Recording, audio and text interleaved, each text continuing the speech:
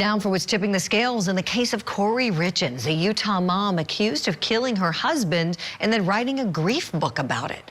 Richins is facing trial accused of murdering her husband Eric back in 2022. She's accused of killing him with a lethal dose of fentanyl. My husband passed away unexpectedly last year. My kids and I kind of wrote this book on the different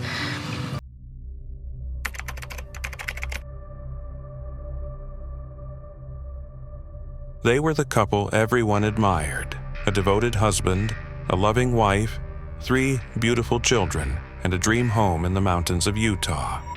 But on one April night in 2022, the facade cracked. A father was gone, a wife's tears filled the room, and whispers of betrayal began to spread.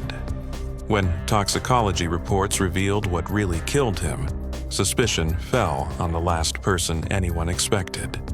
This is the story of Kouri Richins, a story that blends love, greed, ambition, and death into one of the most chilling true crime cases America has seen in years.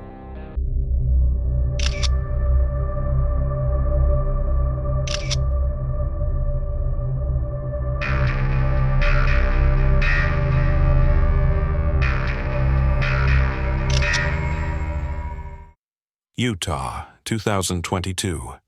The Richins family lived in the quiet town of Kamas, a small mountain community where neighbors knew each other by name, and life seemed safe, peaceful, predictable. At the center of this picture was 39-year-old Eric Richins. By all accounts, Eric was the kind of man people gravitated to, hardworking, generous, and grounded. He had built his life from the ground up, working in masonry, creating a successful company and providing stability for his family. His greatest joy wasn't in business, but in being a father. Friends said he was all about his boys, often putting their needs above his own. Beside him was his wife, Kouri Richins, a realtor with an ambitious streak. Kouri was charismatic, outgoing, and always chasing bigger dreams. She wanted success, wealth, and recognition. On social media, she proudly shared moments of her family life, projecting the image of a happy mother raising 3 sons in a picture-perfect marriage. But behind closed doors, cracks were forming. It was the night of March 3, 2022, when 911 operators received a call that would unravel this illusion of happiness. On the other end of the line was Kouri, her voice panicked and shaky. She told dispatchers she had found her husband, Eric, lying cold in their bed. She claimed she had prepared him a celebratory drink earlier that night, a Moscow Mule, to toast the purchase of a new home for her business. Eric drank it, went to bed, and never woke up.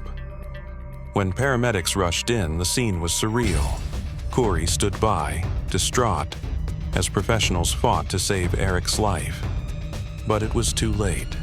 The healthy, athletic 39-year-old husband and father was gone. Kouri wept as she explained it must have been something sudden, maybe a heart attack. She painted herself as a shocked, grieving widow who had just lost the love of her life. But something about the scene didn't sit right with investigators. Eric wasn't overweight, didn't suffer from major health problems, and his sudden collapse seemed too convenient. The autopsy report revealed the shocking truth. Eric hadn't died of natural causes. His system contained an extremely high level of fentanyl, a synthetic opioid up to 50 times more powerful than heroin. Not just a trace, not just an accidental dose. Eric had ingested 5 times the lethal amount.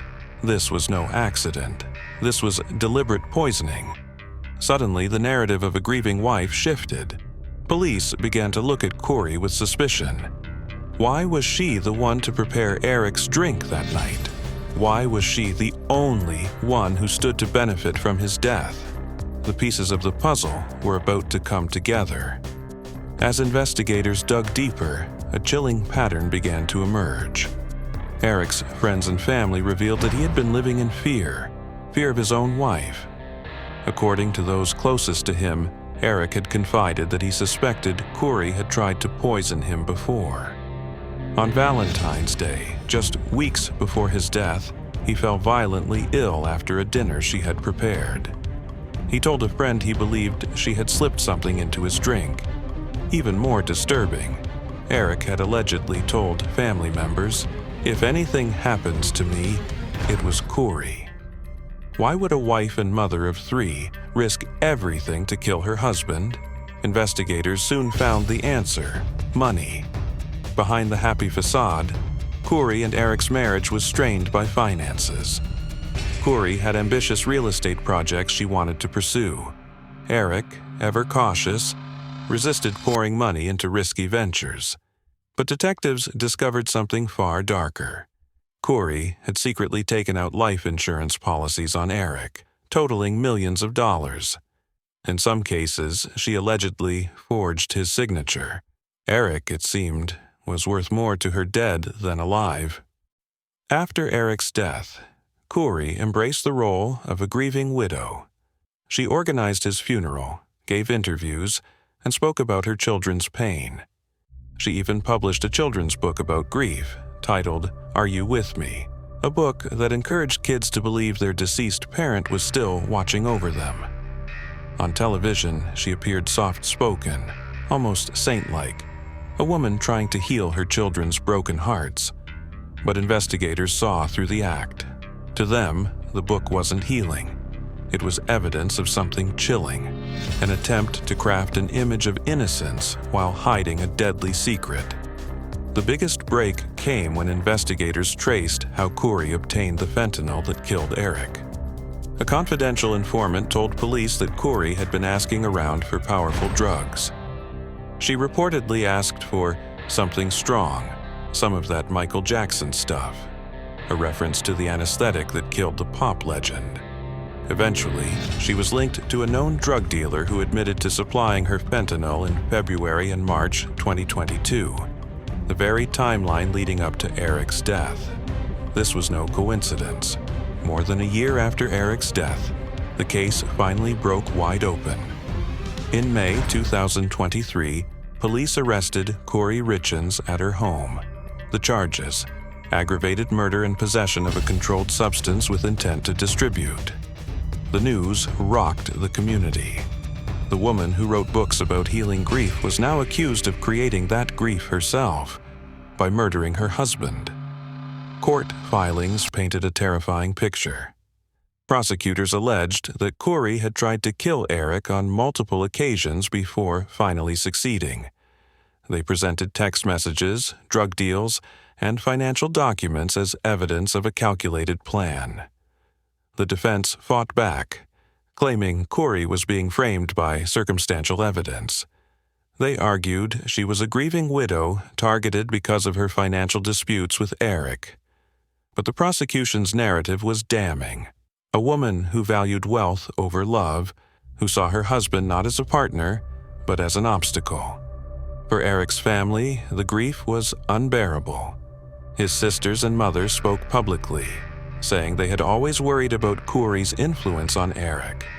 They revealed how Eric confided in them, how he worried about his safety, how he wanted to protect his children.